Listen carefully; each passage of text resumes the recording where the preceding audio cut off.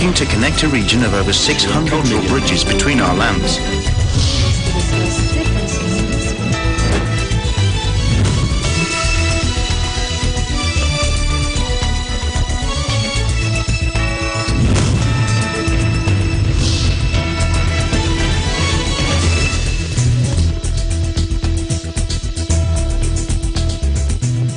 Hello and welcome to ASEAN in Focus. We're live in Thailand, Vietnam, Japan, New Zealand, the United States, and American Samoa.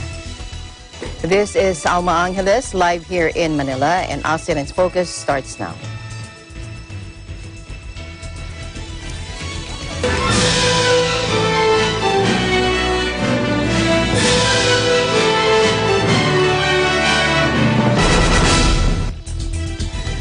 Vietnam is reporting 9 more cases of coronavirus, adds 12 more recovered patients.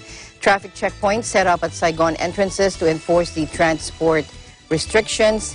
And the national carrier Vietnam Airlines has announced a drop of revenue due to the pandemic. We have more updates coming in from Chriselle Lacuna. Hello, Chriselle.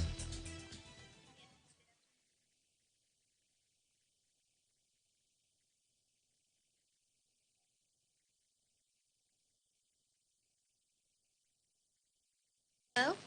Hi, Chriselle. Yes, I can hear you now. Here's the latest one. Vietnam reports 9 more COVID-19 cases, adds 12 recovered patients. Vietnam confirmed 9 new patients of coronavirus disease on Thursday, while reporting a total of 12 more recovered cases, including a British boy, according to the Ministry of Health. The country has thus recorded 227 cases, including 183 Vietnamese and 44 foreigners. 75 patients have fully recovered and been discharged from the hospital.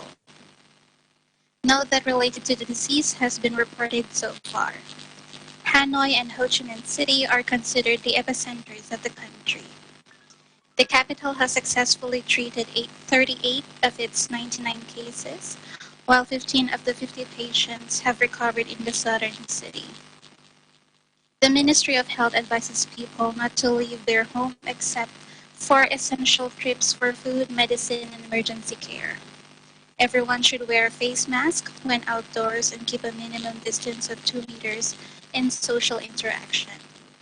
Citizens are recommended to wash hands frequently with soap or antiseptic solutions regularly, clean their houses, and keep the doors and windows open and disinfect surfaces. Vietnam began nationwide social distancing on Wednesday, which will last until the end of April 15. The country is doing its best to keep the number of patients under 1,000 for as long as it can. Also, traffic checkpoints set up at Saigon entrances to enforce traffic restrictions. The Vietnamese Ministry of Transport has asked relevant agencies to forbid all 4-wheeled commercial passenger vehicles while keeping only a handful of domestic flights and railway trips a day to curb the spread of novel coronavirus disease. The ban and restrictions were detailed in a document issued by the Transport Ministry on Tuesday, guiding the implementation of Prime Minister Nguyen Xuan Phoc's directive on social distancing the same day.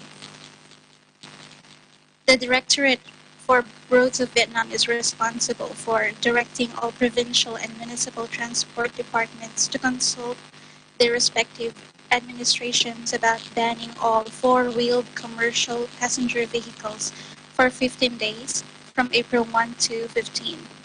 The ban applies to long-haul passenger buses, contracted vehicles, tourism coaches, and taxicabs.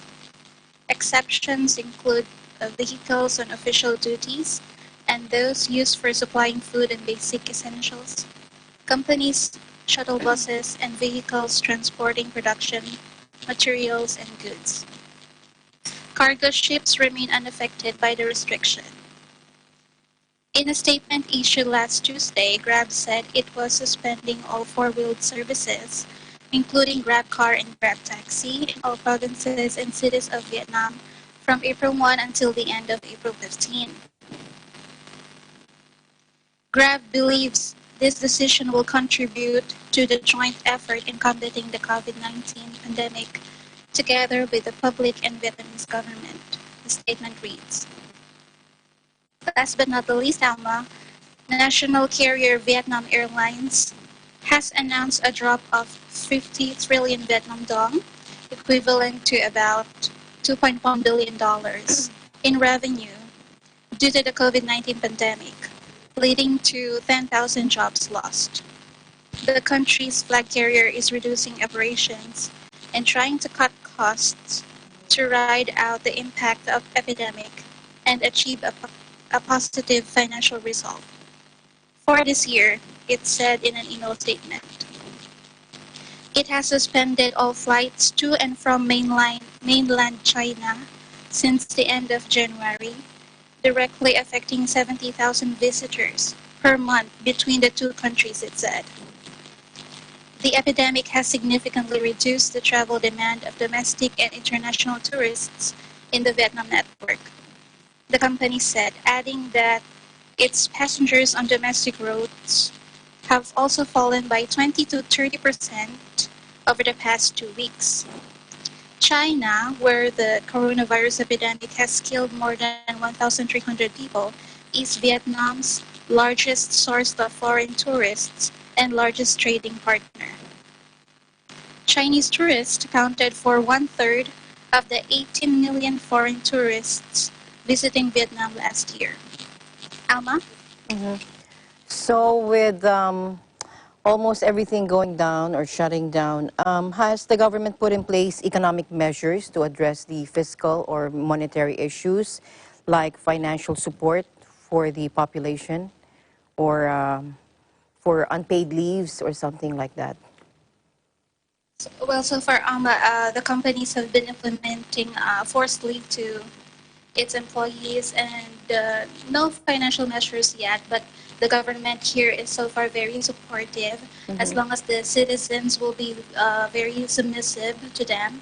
And they always give relief packs, Oh, okay. always addressing issues to everywhere. All right.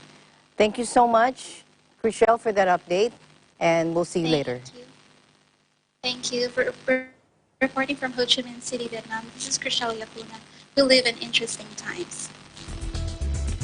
All right, 18 teenagers were handed jail terms for violating the emergency decree because they held a party and used some drugs in Ayutthaya amid the pandemic. We have a report coming in from Cristel Mapa. Cristel? Yes. Hi, Cristel. Hi, Alma. Good to hear from you. What are your updates for us, Cristel? Yes, Yes, Alma. Here are the updates with the relation to the COVID-19 situation here in Thailand.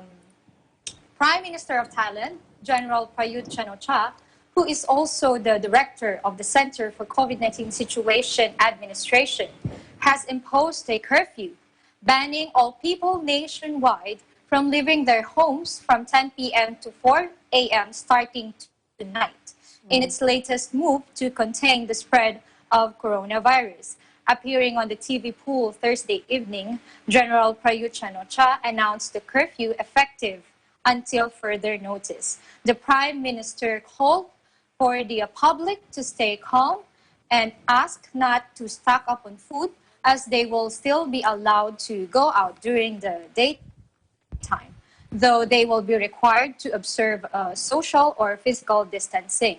Medical and banking personnel, as well as logistics workers handling consumer goods, agricultural produce, pharmaceutical products, medical supplies and equipment, newspapers, fuel, post products bound for export, and imported goods are exempted from the curfew restrictions. The travel of people to quarantine venues is also allowed. Exemptions also apply to employees working on night shifts, individuals heading to or from airports with necessary official orders, and those who have received prior permission from officials to leave for emergencies.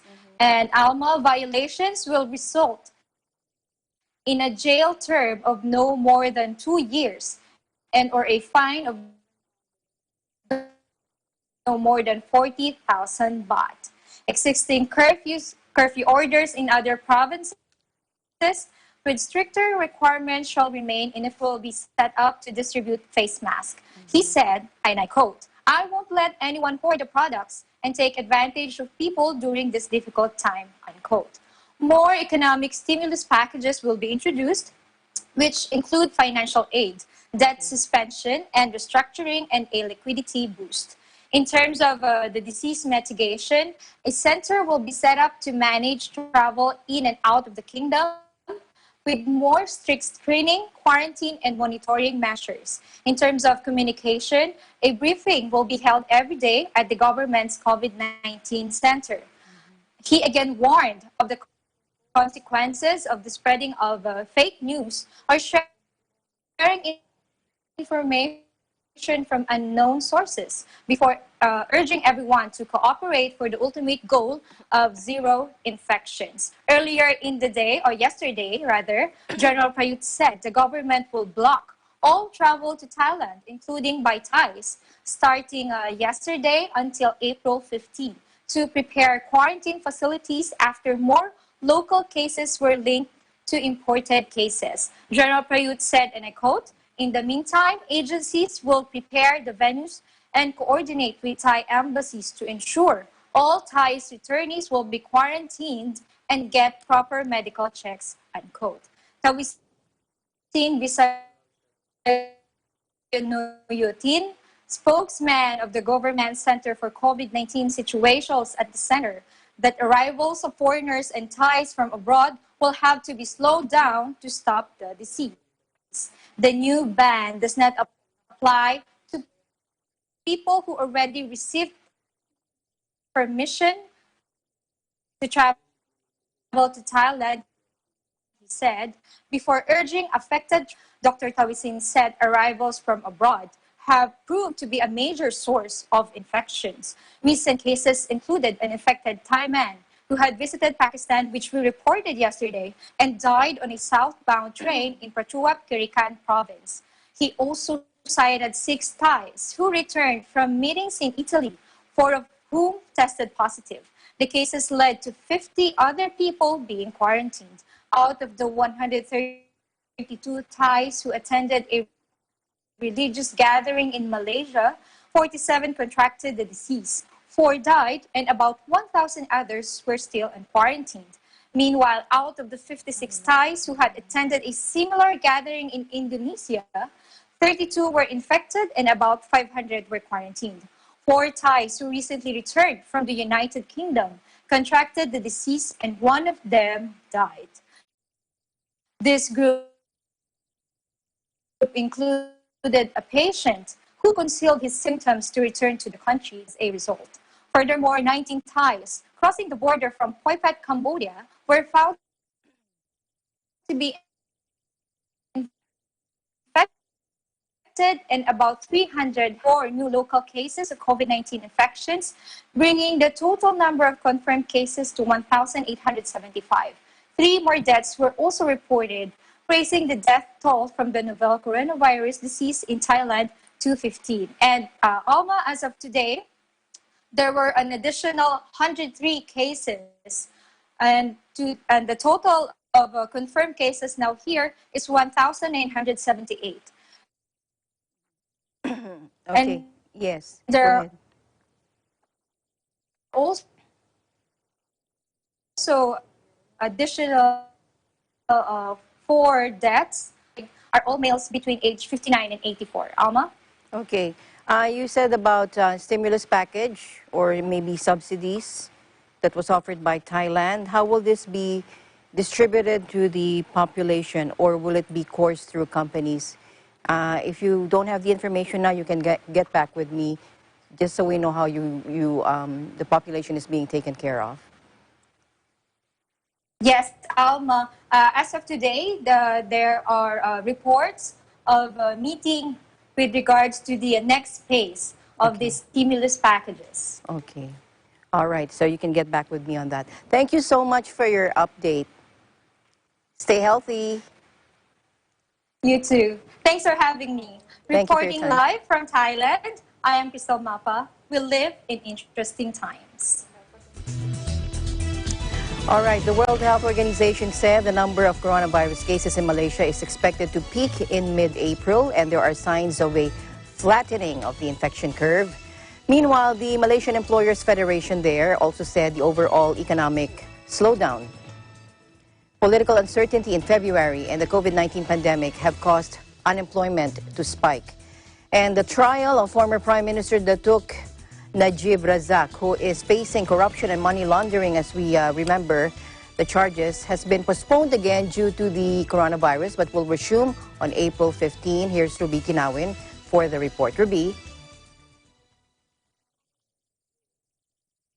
Hello, Alma. Hello, Ruby. Good to hear from you again. Yes. Can you hear me? Yes. Loud and clear. Yes. Okay, I'm here to give some updates of what's going on in Malaysia. Okay, the number of coronavirus cases in Malaysia is expected to peak in mid-April as projected by the World Health Organization today. However, they also said that there are good signs because there were reports that the curve is now starting to flatten, and they are hoping that this will continue. So, for the record, Malaysia has the highest number of known infections in Southeast Asia when it comes to COVID-19 virus, with a total of 3,116 confirmed cases as of today. It has imposed travel and movement curve to contain the spread of the virus. Based on the available data, the WHO country office has projected that Malaysia will see a peak in hospitalized cases, particularly in those critically ill patients. And based on our record, as of 5 p.m. yesterday, there are 208 new cases, 2,299 are currently warded, with 105 COVID-19 patients still in intensive care units across Malaysia. There have been a total of 50 deaths, while 767 have recovered and 7,779 are still pending laboratory results. Now, the health ministry yesterday said the rate of new infection appeared to be slowing amid the movement restriction. Malaysia also has ramped up its diagnostic testing capacity in recent days, testing over 7,000 patients a day compared to last week, which is 3,500. Now, the Malaysian Employers Federation, or MEF, have said the country's unemployment has increased because of three major unpleasant events. One, the overall economic slowdown, the political uncertainty in February, and the COVID-19 pandemic. Datuk Shamsuddin Bardan, Executive Director of MEF, said that the COVID-19 outbreak first set in, politicians were not paying attention to it as they were busy politicking. He also added that the country's political uncertainties caused a lot of losses in the share market, coupled with drop in petrol prices. And when you talk about COVID-19 itself, the movement control order has affected businesses a lot in terms of revenue and for the country as well. Uncertainty with the extension of the MCO would impact employment and sustainability of businesses. Now, the Malaysian Trade Union Congress said one of the factors for loss of employment was due to the tendency for bosses to hire foreign workers. He said many employers also applied to dismiss local workers through various methods such as volunteer separation scheme or retrenchment benefit, among others. Some are even dismissed in a lock-up manner where employers lock up their premises and employees don't get paid. Now, what they feel is that The unfavorable economic condition due to COVID-19 is affecting many SMEs as well. Whereas on record, they said SMEs in the country generated 38% of the GDP and 68% of the labor force. So he said the government must be stern and order employers to send all their foreign workers back to their respective countries and instead hire only Malaysia and if, Malaysians. I mean, if this happens, there will be a lot of OFWs that might be sent back to their home countries, and that includes Filipinos as well. Now, meanwhile, the Prime Minister, Tan Sri Muhyiddin Yassin, yesterday visited the Economic Stimulus Implementation and Coordination Unit that was appointed to take charge of the implementation of the stimulus package, which he announced last week. So he was accompanied by the Minister of Finance and International Trade and Industry Minister. The purpose of the visit is to monitor the implementation of the Economic Stimulus Package 2020. And also health experts are warning the pandemic may elevate stress levels. So the question is, can the movement control order have any impact on mental health? So medical experts here in Malaysia feels that the level of anxiety among individuals are on the rise because of many reasons. One, workers are worried whether they will have job to go back to when the situation returns to normal. Employers are worried about the loss of revenue, how to sustain their businesses. The healthcare employees are overworked and they all feel stressed due to the increase in patient load. He also said financial concerns can often be critical reason for stress, anxiety, and even mental problems. So as such, what happened in Malaysia is the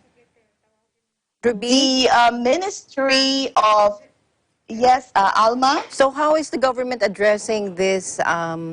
Is there a mental health program for the population to address this crisis for Malaysia and its residents? Say that again, sorry. So how is the government addressing this mental health crisis in your country? Brought about okay, by what they did was they actually set up the Women, Family and Community Development Ministry. They set up a special helpline. They call it Cassie. This is a 24-hour service where they provide counseling. They deployed 528 counselors all over the country. These counselors are under the Board of Counselors of Malaysia and Social Welfare Department. So they are here to provide psychological support to those who are affected by the COVID-19 pandemic. Alma? Okay, so is there like a hotline number that they can call and then they can just make an appointment for this?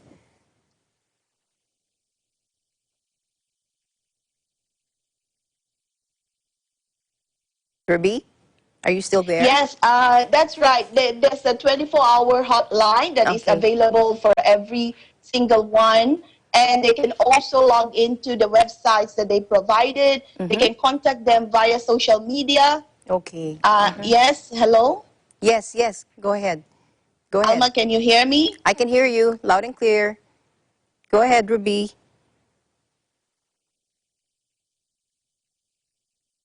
Hello? Hello, Ruby. Go ahead. Can you hear me, Alma? Yes, I can hear you. Okay. So there's a 24-hour hotline, as I was saying, and those people, those people who were appointed by the welfare department are all over, and they are manning the all this hotline and the websites for e-counseling because we still observe social distancing. And of course, on the last part is the trial of former Prime Minister Datuk Seri Najib Razak, who is facing corruption and money laundering charges involving 2.3 billion of One Malaysia Development Berhad funds, has been postponed again. So the postponement was made because of the current restriction order, and the new set for the hearing will be on April 15. The court also fixed the entire month of June until October, including Fridays, for the case. Now, Najib, 67, faces 4 charges of abusing his position to obtain gratification totaling 2.3 billion ringgit in 1.1 MDB funds and 21 counts of money laundering involving the same money. Alma? Okay, thank you very much for your update, Ruby. And we'll see you later. Stay healthy. Thank you for your time.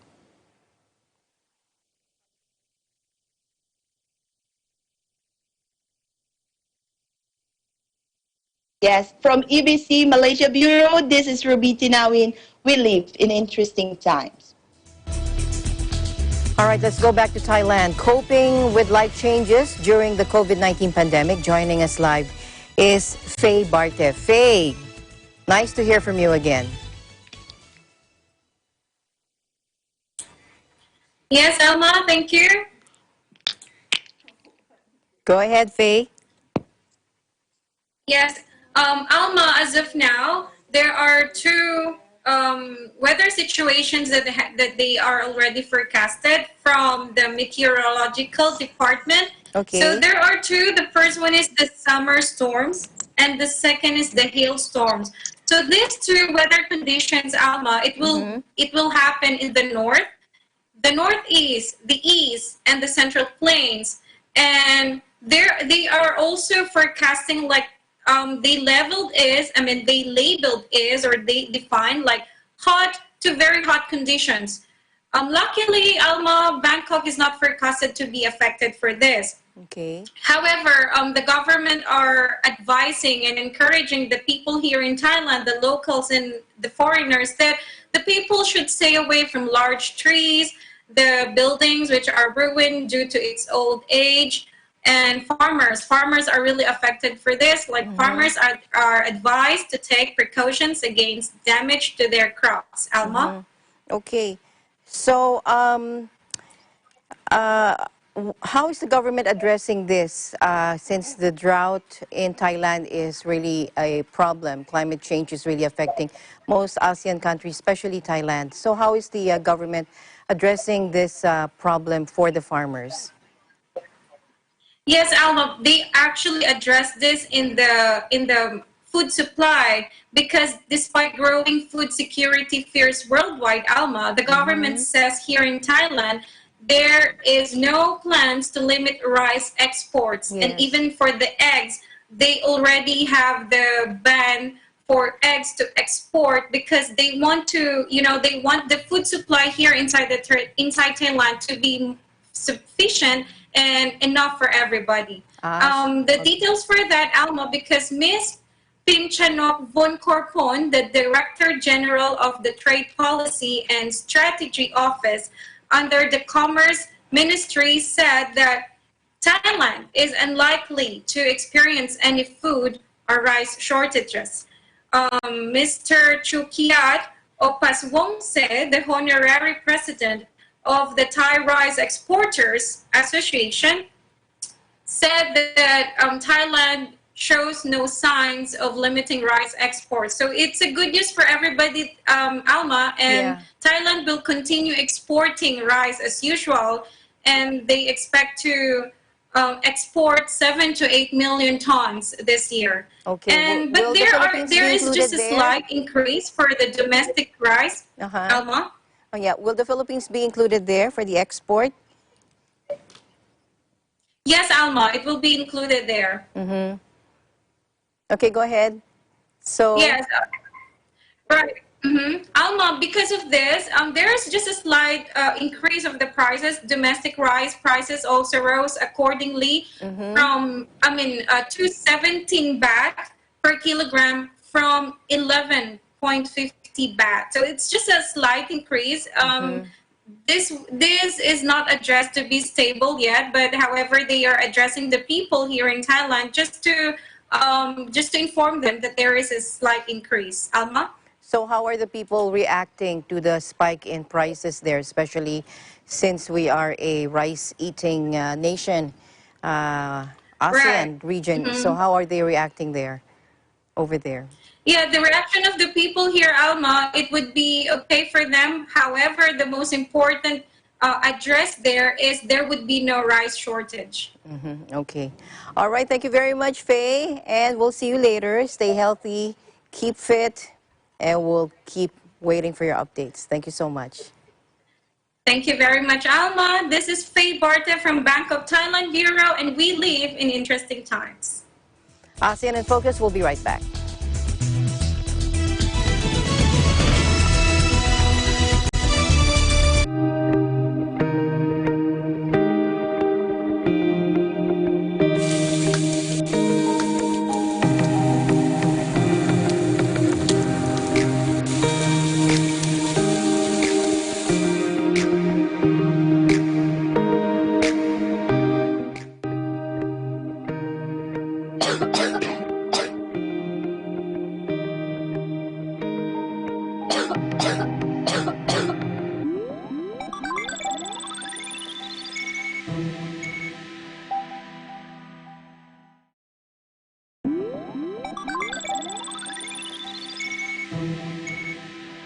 Moving on to Japan to fill you in on the latest concerning the coronavirus pandemic, Aimiko Miwa joins us live.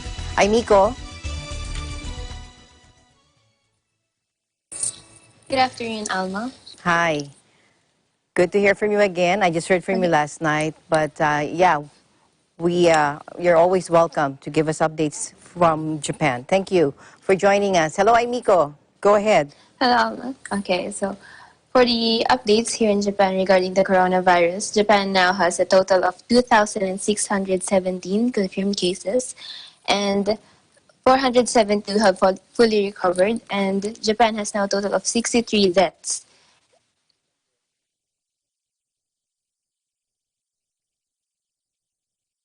And regarding the Tokyo 2020 Olympics, it is originally scheduled to take place between July 24 to August 9, 2020. But the games have been rescheduled for July 23 to August 8, 2021 in response to the coronavirus pandemic. Despite being held in 2021, the games of the 32nd Olympiad will keep the name Tokyo 2020 for marketing and branding purposes. This is the first time in history that the Olympic Games have been postponed rather than cancelled, Alma. All right. Japan has also expanded its entry ban to 73 countries. U.S., Chiba, most Europe, right? Um, how is uh, how is Japan now? Can you give us a picture of how life is there? You're in Hamamatsu, right? Yes, Alma, I am in Hamamatsu, and here in Hamamatsu, there hasn't been a lot of changes in the train stations and buses. Um, there are also people here who are not wearing masks because maybe of the lack of mask here. But are they practicing social distancing? I don't think so. They are there are a lot of students just roaming around here in the cities of Hamamatsu, and I don't think they are practicing social distancing here. But isn't social distancing or physical distancing really part of the culture of Japan anyways?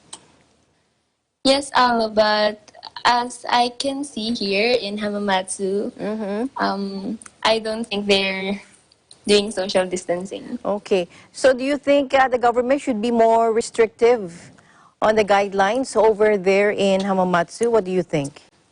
Yes, I think they should be more restrictive here in Hamamatsu because I myself am scared that Yeah. maybe a lot of people will get this coronavirus. So yes. So how are the people there reacting to do they get the news from outside, from other countries as well? Are they alerted by the news uh, of the pandemic? most most of the people here in Hamamatsu are getting their news online in the internet. Okay. And yes, Okay. So they're still okay. They don't think they're gonna get it. The government hasn't a addressed lot that of there people, over there in Hamamatsu. yes, a lot of people here in Hamamatsu, foreigners here in Hamamatsu are staying inside their houses, and only Japanese. I can only see Japanese roaming around, so Ah, okay. foreigners are. More or less, they're isolating themselves, quarantining themselves. Aimiko, can you hear me? Okay, I don't think Aimiko can hear me very well. But we'll talk to you again. Aimiko, thank you for your time. Okay. Hello, I can't hear anything po. Okay. Ayan. Hello, Aimiko. Hello, Ama. Ayan, okay. Okay, thank you for your time, Aimiko. And I hope to talk to you again sometime next week. Thank you for your update. Thank you so much. Thank you po. This is Stay Aimi well. Kumiwa reporting from Hamamatsu, Japan. We live in interesting times. All right. Okay, staying in Japan, Prime Minister Shinzo Abe declined to declare a state of emergency, and the Board of Education in various cities in Tokyo have been discussing when to resume schools. Joining us live now is Dennis Liu. Dennis. Hi, good afternoon to you, Alma, and Good to all our afternoon. televiewers. Yes, my update are as follows, right? Tokyo's Governor Yuriko Koike has urged the city's 13.5 million residents to telework, if possible, until April 12. However, Japanese companies such as Honda, Toyota, and Nissan have asked staff to work from home. Employees are still seen commuting by subway trains during rush hour. Prime Minister Shinzo Abe, meanwhile, this week declined to declare a state of emergency that would put pressure on businesses to enforce social distancing. Companies can still legally operate from their offices.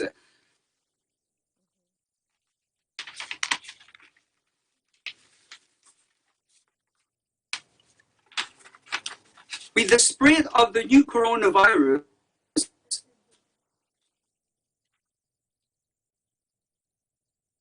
the school board in each ward in Tokyo has been discussing when to resume schools that have been closed to prevent the transmission of the new coronavirus.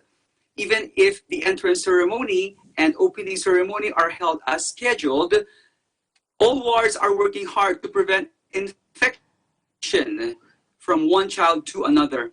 In Chioku, the opening ceremony for elementary and junior high schools will be held on June 6, and the entrance ceremony for junior high schools will be held on March 7. However, both elementary and junior high schools will be closed until May 6.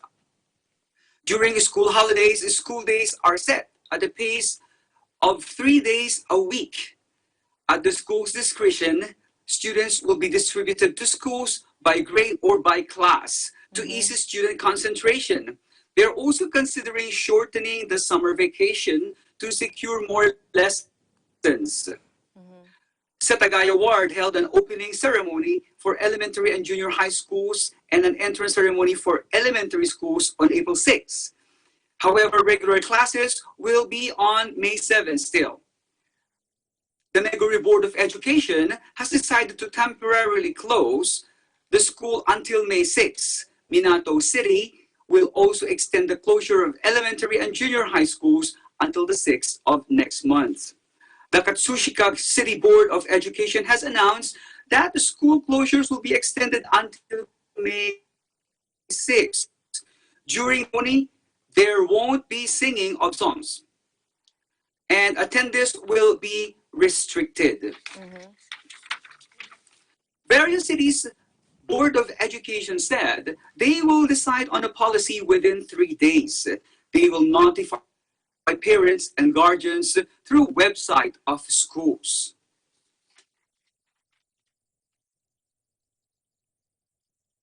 With the spread of the new coronavirus, fireworks festival around the Kanto area this year have been forced to be cancelled one after another.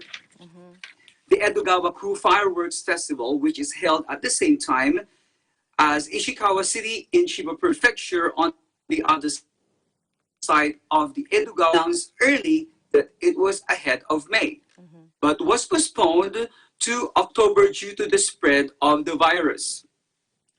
The Hachioji Fireworks Festival is also scheduled to be held on May 30th, but the Hachioji Tourism Convention Association is worried that the virus status must be monitored and prioritized.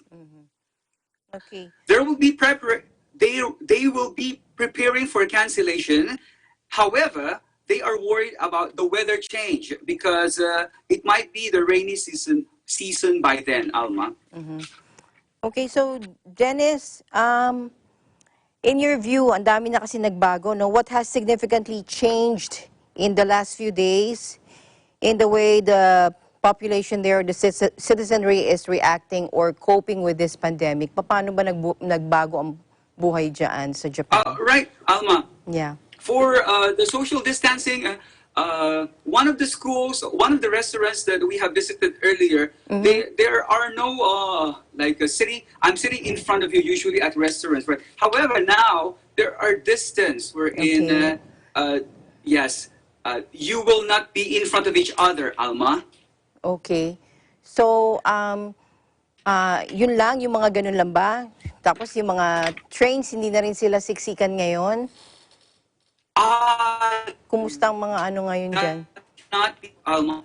Trays are still packed. Really? Jam-packed because, yeah, like what I said earlier, Prime Minister Shinzo Abe declined to declare the state of emergency because businesses will be forced and companies right now are still operating their offices. Partly more about culture, Alma, because as we can see, a quarter of Japan's population right now is age 65 and over, and many still occupy senior positions in the company. So, meaning working from home is not really very easy. If Prime Minister Shinzo Abe would declare a state of So basically, emergency. Alma? But before you showed us the Shibuya crossing, hindi na siya as busy, di ba? Before, nung this week. Yeah, that was the last time, but I don't think it's still like that right now, Alma. Oh, it's starting to get busy again. The Japanese society. Okay. All right. So, I guess you have to keep yourself, you have to take care of yourself and stay healthy. Yes, thank you, Alma. You too there. We will keep you posted as soon as may progress yung mga report namin, Alma. Yes, thank you so much, Dennis.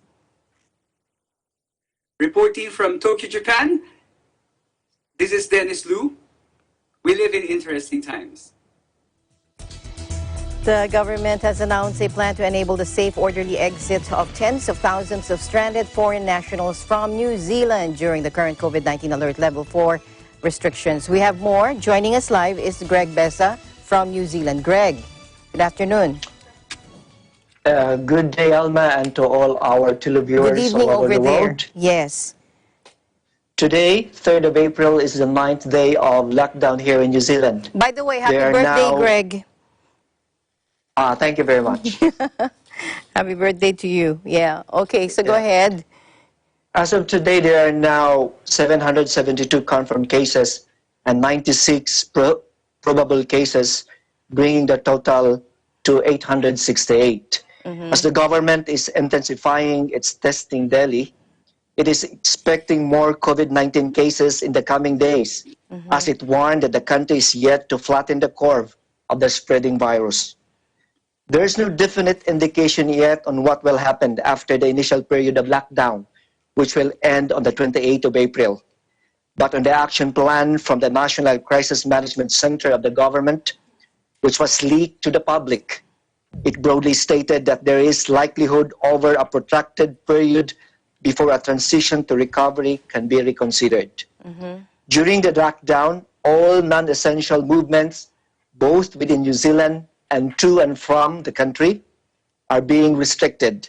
Yet the government announced yesterday its managed exit plan to enable the safe, orderly exit of foreign nationals stranded in the country under the COVID-19 lockdown. Among others, under the managed exit plan, foreign nationals returning home will be considered to be engaging in essential travel and therefore able to travel domestically, whether by air or land, when they have a confirmed and scheduled international flight out of New Zealand, subject to all related requirements set forth by the New Zealand government. Foreign governments will be allowed to organize charter flights to repatriate their citizens, but only if they can satisfy New Zealand health requirements.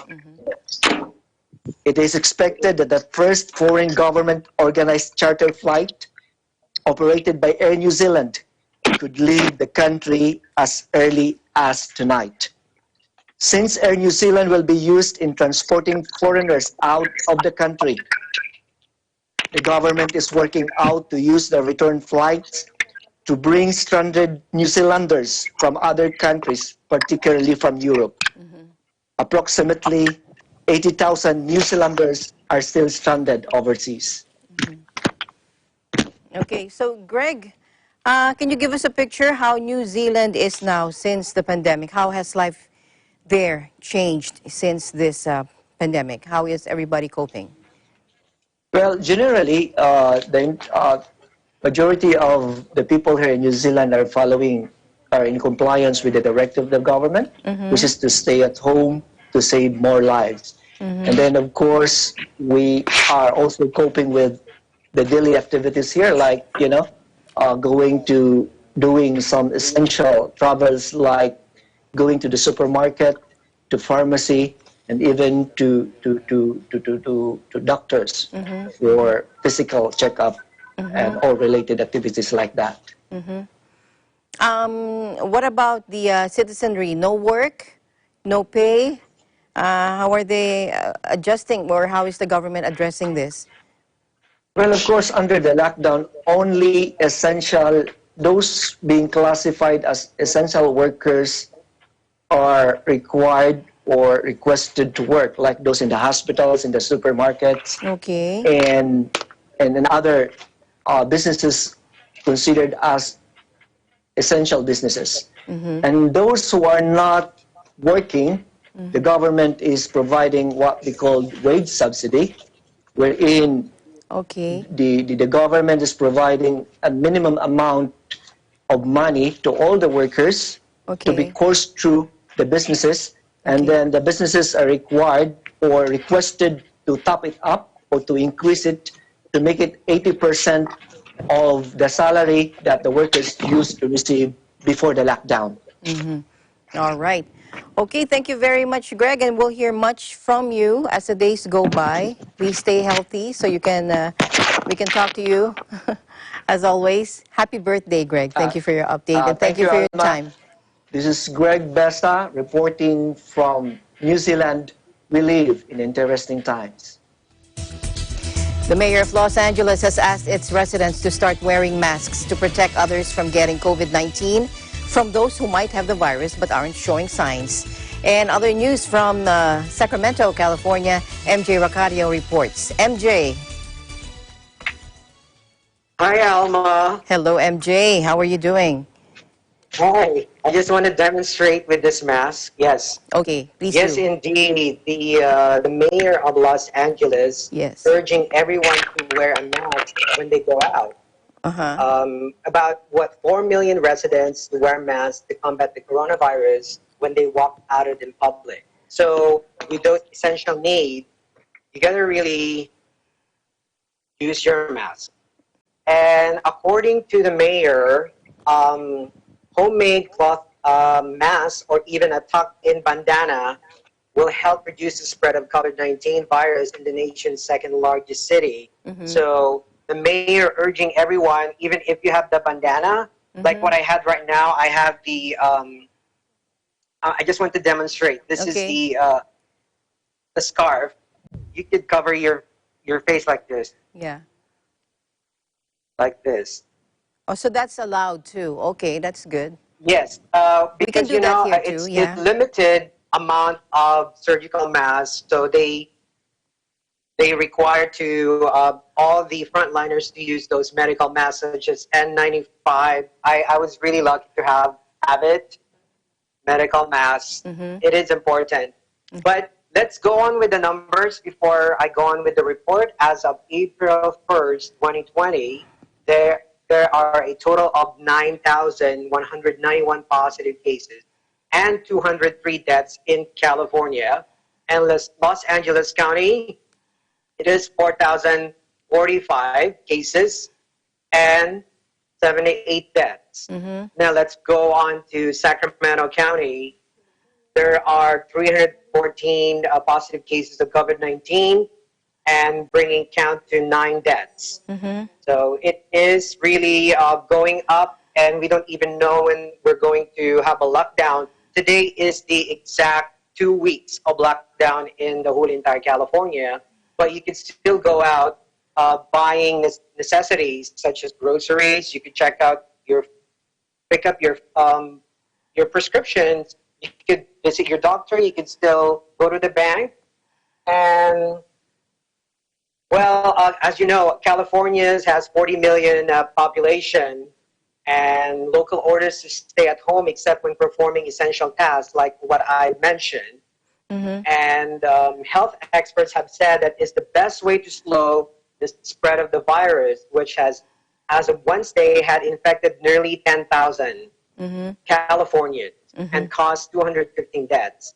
And according to Johns Hopkins University, which is keeping a global tally, so Governor Gavin Newsom has said the number of COVID-19 cases in California is expected to peak in late May. So it's yet to get to that peak level of this COVID-19. MJ, So the mayor of the Los Angeles urging everyone to stay home, and if you go out to take care of those essential needs, at least you gotta wear your mask. And if you don't have the mask, you have to use your bandana or your scarf to, at least it's better than nothing. And well, let's go on with another.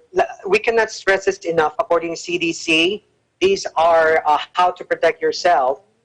Here are 6 ways to protect yourself and family, according to California Department of Public Health. We cannot stress this enough. Wash hands with soap and water for at least 20 seconds. Avoid touching eyes, nose, or mouth with unwashed hands. And cover a cough or sneeze with your sleeve or disposable tissue. Wash your hands afterward. And avoiding close contact with people who are sick, and stay away from work, school, or other people if you become sick with respiratory symptoms like fever and cough. And follow guidance from public health officials. As I mentioned in my previous report, now if you felt those symptoms to yourself or someone else, your loved ones, you could go now and get a free testing of COVID-19 available to public. You could go to projectbaseline.com/COVID-19. Now, let's go on to entertainment news. The 74th Annual Tony Awards postponed. So the CBS television network supposed to be on Sunday, June the 7th, from the Radio City Music Hall in New York City will be postponed and rescheduled to a later date. So all you guys, theater fans out there, you cannot watch the Tony Awards at this time. And according to also Daytime Emmys has been canceled. And this is from a reliable source. One of the, actually a 2-time Emmy winner, Mark Anthony Nicholas, just messaged me that Daytime Emmys is canceled at this point. And of course, the one of the prestigious film festivals in the world, which is Cannes Film Festival, has been postponed. This is what they said according to the organization. Due to the health crisis and the development of the French and international situation, the Festival de Cannes will no longer be able to take place on the date planned from May the 12th to 23rd. This is the organization announced last March the 19th. All right, And also MJ. the prestigious 2020 MET or Met Gala postponed, which is the fashion's biggest night out, has been put on hold. Okay. The Metropolitan Museum of Art announced that 2020 Met Gala, originally scheduled for May the 4th, has been postponed indefinitely. Okay, MJ. So a new date has yet to announce. Okay, MJ, I may have to cut you off. We have no more time, but thank you so much for your updates. And please, please don't stop keeping us updated with the showbiz world and the coronavirus update over Thank you so there much, in your Alma. This area. is MJ Ricardio. We live in an interesting time. Take care. Now, the COVID-19 testing machine will be arriving soon in the island territory of American Samoa. Arian Torres joins us live. Arian. Hi, Alma. Good afternoon there in the Philippines and Talofa, and good evening here in American Samoa. Yes, COVID-19 testing machine will be arriving soon in the territory. This is according to Chairman of the ASG Task Force, Joseph Pereira, said Governor Lolo Molinga has approved CEO Jan Paumuina and LBJ Hospital efforts to purchase testing equipment that will produce COVID-19 results on island. This equipment is very sensitive and it needs a special facility to house it, and it needs to be certified by CDC or Center for Disease Control and Prevention. Mr. Pereira is also the chairman for the Hospital Authority Board, and with the collaboration of Mr. Vincent Halleck, CEO Paumuina said that have identified and have purchased this equipment, which hopefully will arrive next week. LBJ is completely working hard to build and speed up the finishing of the facility for the COVID-19 testing machine. This machine is also conduct other analytical tests which improve diagnosis. Alma? Okay, sana pagdating ng COVID testing machine dyan, wala pa rin, zero pa rin sana until now. Yes. Thank you so much, Arian, for that updates. And we'll be hearing from you more this coming days. Please stay healthy. Thank you so much for your time. Yes, Alma. Thank you. This is Arian Torres. We live in interesting time. And that is the latest news. I'm Alma Angeles, and we live in interesting times.